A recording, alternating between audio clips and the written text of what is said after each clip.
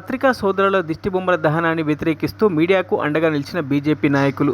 బోధన్ నియోజకవర్గంలో ఇసుక మాఫియాను నిర్భయంగా ప్రసరణ చేసిన పత్రికా సోదరులపై దాడులు, వీరి దిష్టిబొమ్మలను దహనం చేయడం హేయమైన చర్య అని మీడియా ముఖంగా బీజేపీ తీవ్రంగా ఖండించింది.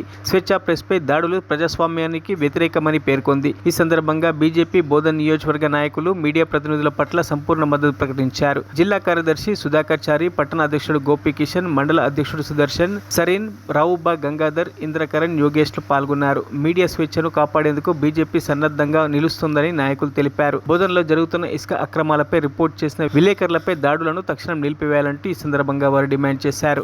గురువారం రోజు మధ్యాహ్నం సడన్గా అధికారుల నుంచి, కలెక్టర్ గారి నుంచి వెంటనే ఖండగాం ఏదైతే సిద్ధాపూర్ ఇసుక డంప్ ఉందో, ఇసుక క్వారీ ఉందో దాన్ని సడన్గా ఆపేయమని పైనుంచి ఆదేశాలు వచ్చినాయి. ఆదేశాలు రాగానే వీళ్ళేదో ఇసుక మాఫియా వాళ్ళంతా కలిసి ఏదో కొంపలు మునిగిపోయినట్టు వాళ్ళకు యూనియన్ పెట్టుకొని దాన్ని వచ్చేసి ఏదో సుదీర్ఘమైన అనుభవం ఉన్న బలరాం రాజు గారు, అదేవిధంగా 15 సంవత్సరాలు ఎలక్ట్రానిక్ మీడియాలో పనిచేస్తున్న సోదరుడు తారాచంద్ గారి దిష్టిబొమ్మలు దానం చేయడం అనేది చాలా దురదృష్టకరమైన చర్య. అది పైగా మన బోధన పట్టణంలో జరగడం ఇది చాలా దురదృష్టకరం. దీన్ని పూర్తిగా భారతీయ జనతా పార్టీ ఖండిస్తుంది. అదేవిధంగా విలేకరులు ఎవరైతే ఉన్నారో, ప్రెస్ ఏదైతే ఉందో వాళ్లకు మేము వెన్నుదన్నుగా తప్పకుండా ఉంటామని తెలియజేస్తున్నాం. మరొకసారి ఇసుక మాఫియాకు మేము హెచ్చరిస్తూ ఉన్నాం, ఇలాంటి చర్యలు మానుకోండి. మీరు ఏదైతే ఉన్నారో మీరు కరెక్ట్గా చేసినట్టయితే బలరాం రాజు గారు 40 సంవత్సరాలు ఎన్నో గవర్నమెంట్లు, ఎంతోమంది ఎమ్మెల్యేలు ఆయన ముందు వెళ్ళారు, వచ్చారు. అదేవిధంగా గత 3 పర్యాయాలు కూడా మన తారాచంద్ సోదరుడు ఆయన కూడా 3 ఎమ్మెల్యేలను ఆల్రెడీ చూసిన వ్యక్తి.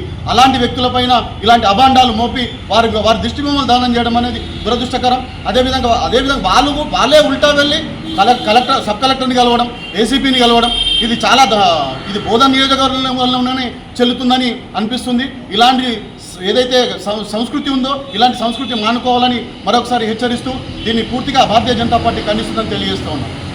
పట్టణంలో మొన్న ఏదైతే టీ న్యూస్ తారాచంద్ గారి యొక్క దిష్టిబొమ్మ దగ్ధం చేస్తూ, మరియు అలాగే నమస్తే తెలంగాణ బలరాం రాజు గారి యొక్క దిష్టిబొమ్మ దగ్ధం చేయడం అనేది చాలా ఏహమైన చర్య.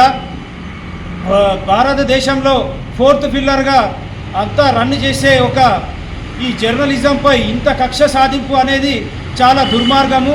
చేసేది ఇసుక మాఫియా.